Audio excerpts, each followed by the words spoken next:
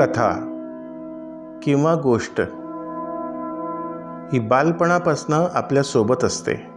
लहानपणी काऊ चिऊच्या गोष्टी, पुढे शूरवीरांच्या साहस कथा, रहस्यकथा, थोडं उमलत्या वयात प्रेमकथासुद्धा, असं करत हळूहळू आपण साहित्याच्या दुनियेत शिरतो. तिथं कल्पनारम्य गोष्टींसोबत आपल्याला सभोवतालचं खरंखुरं जग, त्यातली माणसं आणि त्यांची सुखदुःख यांच्याही कथा भेटतात. वास्तवाचा स्पर्श असलेल्या या कथा मनात घर करून राहतात. व्यंकटेश माडगूळकर हे असेच एक कथालेखक, खऱ्या माणसांच्या खऱ्या गोष्टी अतिशय सोप्या पद्धतीनं सांगणारे. माडगूळकर हे माणदेशात राहणारे होते. माणदेशाचा प्रदेश म्हणजे मानगंगा नदीच्या तीरावर असलेला सातारा, सांगली आणि सोलापूर या 3 जिल्ह्यांच्या मध्ये असलेल्या टापूमधला प्रदेश. या माणदेशी माणसांच्या ठिकाणी असलेलं दारिद्र्य, गरिबी, भोळेपणा, त्यांच्या वाट्याला येणारे भोग आणि ते भोग भोगण्याच्या नाना तऱ्हा, जगण्याबद्दलचं त्यांचं साधं भोळं तत्त्वज्ञान माडगूळकरांच्या कथांमधून सातत्यानं येत असतं. ते वाचल्यानंतर असं वाटायला लागतं की खरं तर हे आपल्या सभोवतालचं जग आहे, पण या सभोवतालच्या जगातल्या माणसांच्या आपण नेहमी त्यांच्याकडे बघत असतानासुद्धा त्यांच्या वागण्यातल्या या इतक्या विविध तऱ्हा आपल्या लक्षात का आल्या नाही. माडगूळकरांच्या कथा वाचत असताना मात्र या सगळ्या माणसांचं दर्शन आपल्याला होत असतं.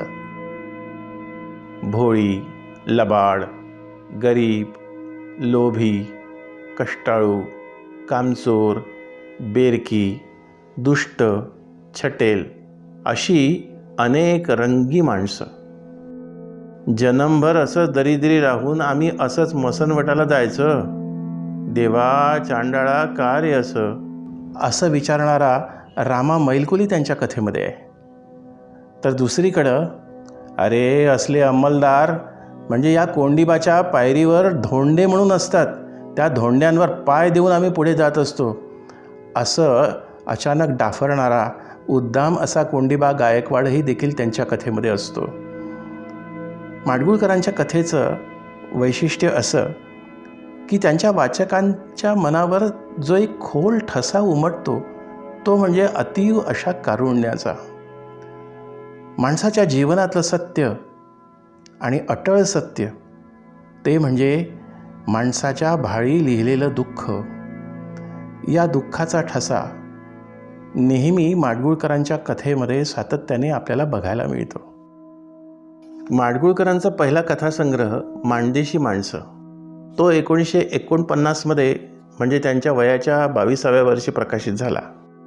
त्यानंतर गावाकडच्या गोष्टी, हस्ताचा पाऊस, उंबरठा, सीताराम एकनाथ, काळी आई, जांभळाचे दिवस अशा कथासंग्रहातनं माडगूळकरांनी माणदेशी माणसांच्या अनेक गोष्टी आणि कहाण्या आपल्याला सांगितल्या आहेत. हो, माडगूळकर कथा सांगतातच.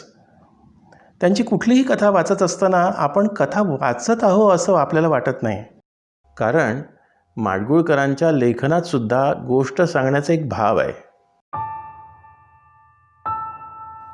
त्याचं कारण म्हणजे त्यांची विलक्षण सोपी, बोलीच्या जवळ जाणारी साधी सोपी भाषा. कसलेही अलंकार, कसलीही कृत्रिमता नसलेली, जणू आजूबाजूच्या निसर्गातनं उमलून आलेली असावी अशी ती भाषा. त्यामुळंच ती चटकन मनाचा ठाव घेते.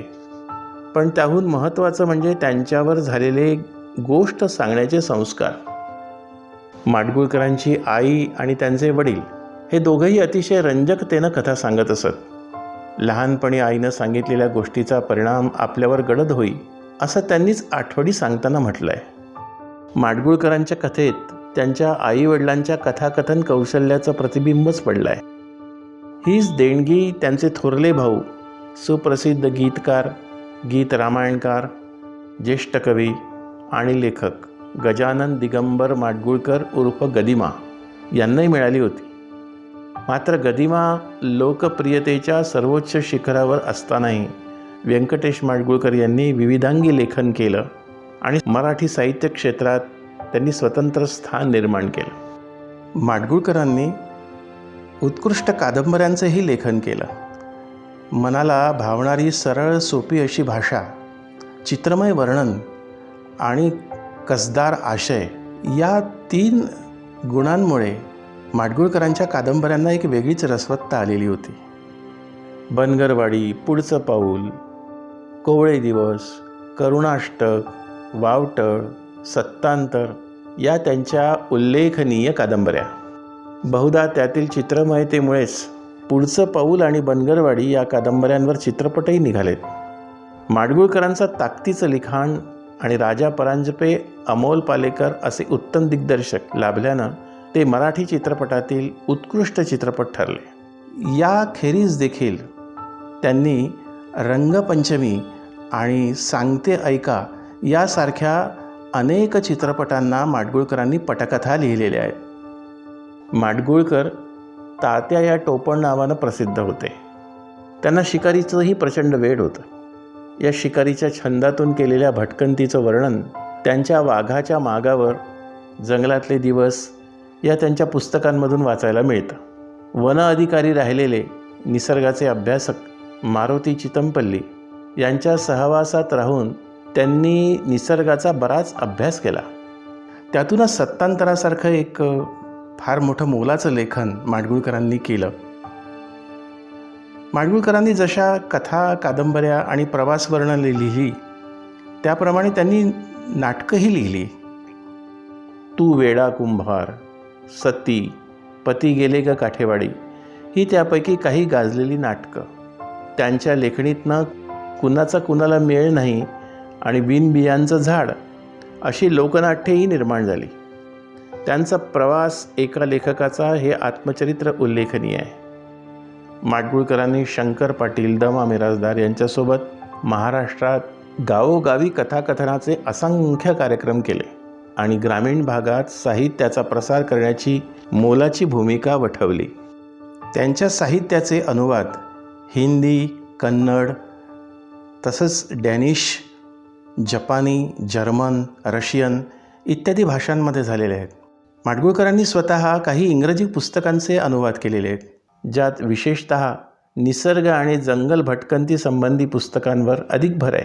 त्यामुळे त्यांना कर्नल बहादूर हे टोपण नावही मिळालं. ते जसे उत्तम प्रतिभावान लेखक तसेच ते उत्तम चित्रकारही होते. त्यांच्या बहुतेक पुस्तकांमधनं त्यांनी स्वतःच केलेली रेखाटनं बघायला मिळतात. जनावनातील रेखाटणे हे केवळ चित्रांवरचं पुस्तक त्यांच्या नावावर आहे. त्यामुळे त्यांची लेखणी असो की कुंचला असो या दोन्ही बाबतीमध्ये त्यांची प्रतिभा अधिक रूपच झालेली आहे असं आपल्याला दिसतं. माडगूळकरांच्या अनेक पुस्तकांना महाराष्ट्र राज्य पुरस्काराने गौरवित करण्यात आलेलं आहे. विशेषतः त्यांचं जे सत्तांतर नावाचं पुस्तक होतं त्या पुस्तकाला 1983मध्ये साहित्य अकादमी पुरस्कारानं गौरवित करण्यात आलं आणि त्याच वर्षी आंबेजोगाई इथे झालेल्या अखिल भारतीय मराठी साहित्य संमेलनाचं अध्यक्षपद हे माडगूळकरांनी भूषवलेलं होतं. व्यंकटेश माडगूळकर एक पत्रकार, चित्रकार, लेखक, अनुवादक, पटकथाकार, कथाकथनकार, निसर्गप्रेमी अशा विविध भूमिकांमधून जगणारा हा माणूस 8 कादंबऱ्या, 200हून अधिक कथा, प्रवास वर्णनं, पटकथा, नाटक असं मोठं साहित्यविश्व त्यांनी उभं केलं. माडगूळकरांनी माणसाचं दुःख मांडताना त्या माणसांच्या जगण्यातही जिद्द आणि चिवट वृत्ती पण रेखाटली. प्रारब्धाचे भोग भोगताना सुद्धा मातीत घट्ट पाय रोवून उभं राहण्याची धमक सांगितली. व्यक्तिचित्रण नावाचा प्रकार माडगूळकरांनी मराठी साहित्यामध्ये रुजवला आणि मुख्य गोष्ट म्हणजे समस्त मराठी वाचकांना माणदेशाच्या रखरखत्या उन्हातल्या भुरळ घालणाऱ्या गोष्टी प्रेमानं सांगितल्या. अशा एका अस्सल मराठमोळ्या या मातीशी नातं सांगणाऱ्या लेखकाला आज त्यांच्या स्मृतिदिनानिमित्त टीम बुकशेल्फच्या वतीनं आदरांजली.